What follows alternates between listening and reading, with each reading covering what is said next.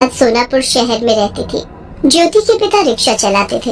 एक दिन उनके रिक्शे को एक ट्रक ने पीछे से जोर का धक्का मार दिया, जिससे ज्योति के पिता की उसी समय मौत हो गई। पिता की मौत के बाद ज्योति और उसकी माँ ममता दोनों की आर्थिक हालत बहुत दयनीय हो गई थी। माँ, कुछ खाने के लिए दे दो, मुझे बहुत भूख लग रही है। ज्योति बेटी, घर में खाने के लिए कुछ नहीं है। हम दोनों काम की तलाश में बाहर चलते हैं। कहीं कुछ काम मिल जाएगा तो काम कर लेंगे और उससे जो पैसे मिलेंगे उससे हम कुछ खाने के लिए खरीद लेंगे। ठीक है माँ। भूख के मारे ज्योति की हालत खराब हो रही थी, लेकिन वो फिर भी अपनी माँ के साथ काम की तलाश में बाहर निकल पड़ती है। दोनों माँ बेटी घर से बाहर निकलकर लोगों के यहाँ काम मांगने लगती हैं। मेम साहब, कुछ काम दे दीजिए, मैं घर का सारा काम कर लूंगी। झाड़ू पोछा बर्तन सब आता है मुझे। मेरी बेटी मेरे काम में मेरा हाथ बटा देगी। अभी मेरे घर में कोई काम नहीं है, अभी तुम लोग यहाँ से जाओ। पता नहीं कहाँ कहाँ से चले आते हैं। ममता और ज्योति ने बहुत से लोगों से काम मांगा, लेकिन उन्हें किसी ने काम नहीं दिया। वो दोनों जहाँ भी जाते लोग उन्हें डांट कर भगा देते। भूख के मारे ज्योति के पेट में तेज दर्द होने लगा। तभी बाजार में चलते चलते ज्योति को एक मिठाई की दुकान पर मिठाइयाँ दिखती हैं, जिन्हें देखकर ज्योति की भूख और बढ़ जाती है। माँ, वहाँ मिठाई की दुकान पर चलो ना। ज्योति बेटी, मिठाई खरीदने के लिए हमारे पास पैसे नहीं है। माँ, मैं मिठाई खरीदने के लिए नहीं बोल रही हूँ, उस दुकान पर जाकर हम कुछ काम मांगेंगे। ठीक है बेटी। ममता ज्योति के साथ मिठाई की दुकान पर जाती है। साहब जी, कुछ काम दे दो, हम बहुत गरीब हैं, काम की तलाश में भटक रहे हैं। 2 दिन से हमने कुछ नहीं खाया है। अरे जाओ यहाँ से, यहाँ कोई काम नहीं है।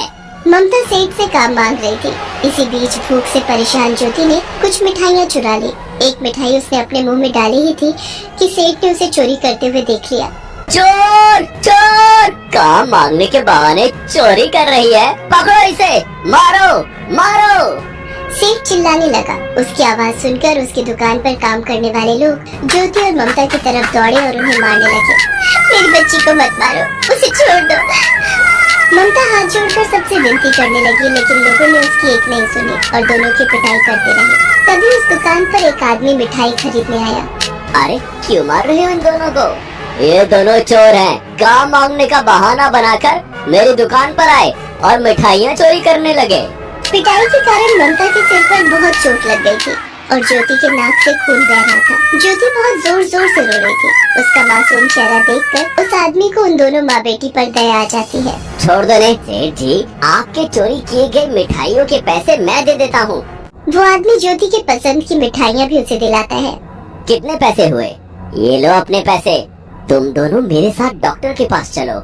लेकिन साहब, हमारे पास इतने पैसे नहीं है कि हम अपना इलाज करवा सके। उसकी चिंता तुम मत करो। वो आदमी ज्योति और ममता को अपनी गाड़ी में बिठाकर डॉक्टर के पास ले जाता है और दोनों का इलाज करवाता है। चलो, अब तुम दोनों को तुम्हारे घर छोड़ देता हूँ। साहब, हम बहुत गरीब हैं। हमारे घर बहुत छोटा और टूटा फूटा से है। आप वहाँ जाएंगे तो हमें अच्छा नहीं लगेगा। छोटा और बड़ा कुछ भी नहीं होता, हम सब एक हैं। कोई अमीर और गरीब नहीं होता। मैंने तुम्हारे लिए कुछ भी नहीं किया, जो किया है सब भगवान ने किया है। वो आदमी ज्योति और ममता को अपनी गाड़ी में बिठाकर उनको घर ले जाने लगता है। रास्ते में अच्छा, एक बात बताओ, तुम दोनों चोरी क्यों कर रहे थे? तभी ज्योति बोल पड़ती है। साहब, दोनों नहीं, चोरी तो सिर्फ मैं कर रही थी। माँ तो उस दुकान में काम मांगने गई थी और मुझे बहुत भूख लगी थी। और ज्योति उस आदमी को सारी बात बता देती है। अच्छा, तो ये बात है। तुम दोनों घर में जाओ, मैं थोड़ी देर में आता हूँ। ममता और ज्योति अपने घर के अंदर आ जाते हैं। ज्योति मिठाइयाँ खाने लगती है। तुम भी खाओ ना माँ, बहुत स्वादिष्ट मिठाइयाँ हैं। इससे पहले मैंने ऐसी मिठाई कभी नहीं खाई। तभी वो आदमी वापस उनके घर आता है। उसके दोनों हाथ में 2 बैग थे। वो दोनों बैग ममता को देता है। मेरा नाम रोशन है। मेरा राखी बनाने का कारोबार है। रक्षाबंधन का त्योहार आने वाला है। तुम दोनों माँ बेटी घर पर राखी बनाने का काम शुरू करो। जैसे जैसे राखियाँ बिकेंगी तुम्हें पैसे मिलते जाएंगे। उन पैसों से तुम अपना खर्च चलाना और जब तक तुम्हें पैसे नहीं मिलते तब तक के लिए मैं ये कुछ खाने का सामान लाया हूँ। भरपेट खाना खाओ और काम में जुट जाओ। अच्छा, अब मैं चलता हूँ। आपका बहुत बहुत धन्यवाद साहब, आप हमारे लिए भगवान बनकर आए हैं। भगवान नहीं भाई, रोशन भाई का हो। अब तुम दोनों राखियाँ बनाओ, मैं परसों राखियों की डिलीवरी लेने आऊँगा। ठीक है रोशन भाई। माँ, ये साहब कितने अच्छे हैं ना, इन्होंने हमारी बहुत मदद की। हाँ ज्योति बेटी, चल अब तक राखियाँ बनाने का काम शुरू कर दे। मैं जल्दी से खाना बनाती हूँ। खाना खाकर मैं भी तेरे साथ राखियाँ बनाने लग जाऊंगी। ठीक है माँ। रात को भरपेट खाना खाकर दोनों माँ बेटी राखियाँ बनाने लग जाती हैं। ज्योति अपने नन्हे नन्हे हाथों से बड़ी मेहनत कर रही थी और राखियाँ बना रही थी। ज्योति के हाथों में जैसे कोई जादू था। उसने अपने मन की सारी खूबसूरती उन राखियों में भर दी थी। अरे ज्योति बेटी, तूने तो बहुत सुंदर राखियाँ बनाई हैं। ये राखियाँ तो खूब बिकेंगी। हाँ माँ, ये देखो मैंने स्टोन वाली राखी, कुंदन की राखी और जरी वाली राखियाँ भी बनाई हैं। देखो कितनी सुंदर लग रही है मेरी राखियाँ। मुझे तो पता ही नहीं था कि मेरी बेटी के हाथों में इतना हुनर है। 2 दिन बाद रोशन राखियों की डिलीवरी लेने ममता के घर आता है। वो ममता और ज्योति की बनाई हुई राखियाँ ले लेता है और उन्हें नई राखियाँ बनाने के लिए और सामान देता है। कुछ दिन बाद रोशन ममता के घर आता। अरे ममता बहन, तुम दोनों ने जो राखियाँ बनाई हैं, उन राखियों की डिमांड बाजार में बहुत बढ़ गई है। वैसी ही राखियाँ और बना दो। तुम्हारी राखियाँ अब शहर के बड़े बड़े मॉल में बिकेंगी। लोग उन राखियों को महंगे दामों में खरीद रहे हैं। जी रोशन भाई, हम दोनों वैसी ही राखियाँ और बना देंगे। कुछ दिन बाद रोशन फिर ममता के घर आता है। ममता और ज्योति की बनाई हुई राखियाँ शहर के बड़े बड़े मॉल्स में बिक रही थी और ग्राहक उन्हें अलग अलग वेबसाइट पर ऑनलाइन भी खूब ऑर्डर कर रहे थे। ममता और ज्योति की मेहनत रंग लाई और उन्हें उनकी बनाई हुई राखियों के काफी अच्छे पैसे भी मिल गए। राखी से ठीक 1 दिन पहले ममता रोशन को फोन करती है। रोशन भाई, कल रक्षाबंधन का त्योहार है। मेरा कोई भाई नहीं है। आपने एक सगे भाई की तरह मेरी बहुत मदद की है। मैं अपने हाथों से बनाई राखी आपकी कलाई पर बांधना चाहती हूँ। कल आप मेरे घर आएंगे ना? जरूर आऊंगा ममता बहन। ममता ने रोशन के लिए बहुत सुंदर राखी बनाई थी। रक्षाबंधन के दिन रोशन ममता के घर आता है और ममता उसकी कलाई पर राखी बांधती है। आज से तुम्हारी रक्षा की सारी जिम्मेदारी मेरी है और अब ज्योति की भी पूरी जिम्मेदारी उसके रोशन मामा की है। तुम्हारी राखी का गिफ्ट तुम्हें जल्दी ही दूंगा। रक्षाबंधन का त्योहार खत्म होने के बाद रोशन ममता को सिलाई सीखने के लिए सिलाई सेंटर में एडमिशन करा देता है और ज्योति का एडमिशन एक प्राइवेट स्कूल में करा देता है। ज्योति अब स्कूल में पढ़ने जाने लगी थी। रोशन भाई, सिलाई तो सीख लिया, लेकिन अब सिलाई मशीन कहाँ से लाऊं? उसके बिना तो सिलाई का कोई काम नहीं कर पाऊंगी। उसकी चिंता मत करो ममता।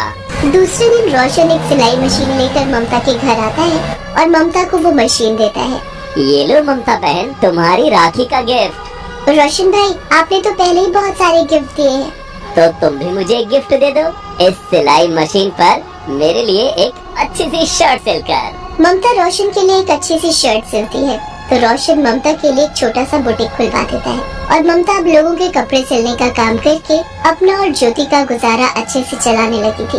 लेकिन हर साल रक्षाबंधन का त्योहार नजदीक आते ही वो दोनों माँ बेटी फिर से राखियाँ बनाने लग जाती और रोशन उनकी बनाई हुई राखियों को महंगे दामों में बेचा करता।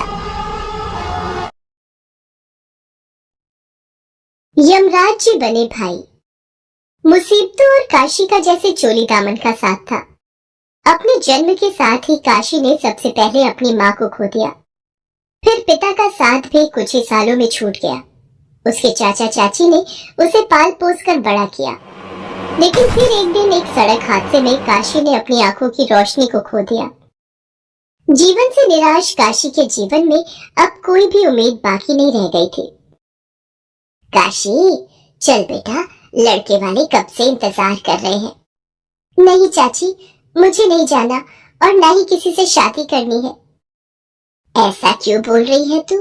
बड़ी किस्मत से ऐसा रिश्ता मिला है।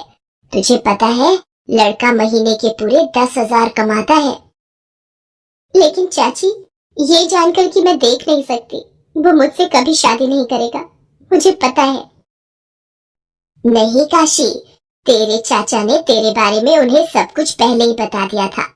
तो अगर कोई परेशानी होती तो वो बात आगे ही क्यों बढ़ाते। तो ये सब मत सोच और चल मेरे साथ।